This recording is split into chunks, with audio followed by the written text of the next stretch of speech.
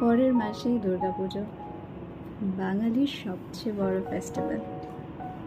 সেই ছোটবেলাকার পুজোগুলোর কথা মনে পড়ে।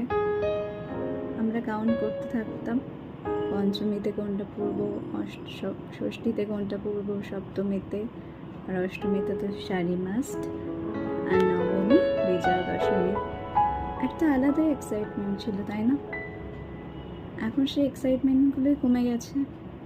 হয়তো সারা বছর জুড়ে কিছু না কিছু আমরা কিনতেই থাকি, নতুন নতুন জামা কাপড়। তাই জন্য এখন আর সেই নতুন জামা কাপড় কেনার জন্য বসে থাকতে হয় না। তাই জন্য আর সেই এক্সাইটমেন্টটাও আমরা আর খুঁজে পাই না। তোমাদেরও কি আমার মতো এরকম ফিল হয়? যদি হয় তবে অবশ্যই কমেন্ট করে বলো। বাই।